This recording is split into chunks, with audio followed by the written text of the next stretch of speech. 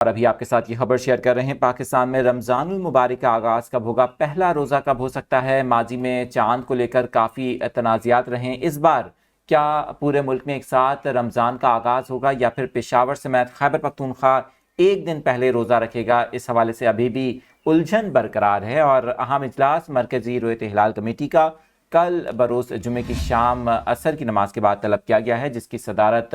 مولانا عبدالخبیر آزاد کر رہے ہیں۔ آپ کو بتائیں کہ پشاور میں یہ اجلاس طلب کیا گیا ہے۔ دوسری جانب پشاور میں ہی جامعہ مسجد قاسم علی خان کی مقامی رؤیت ہلال کمیٹی کا اجلاس بھی منعقد کیا جائے گا، جس کی صدارت مفتی شہاب الدین پوپلزئی کریں گے۔ آپ کو بتائیں کہ اس سے قبل سعودی عربیہ کی جانب سے 28 فروری جمعے کی شام غروب آفتاب کے بعد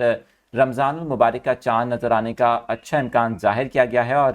سعودی عربیہ نے پیشگوئی کی ہے کہ رمضان کا چاند نظر آنے کے بعد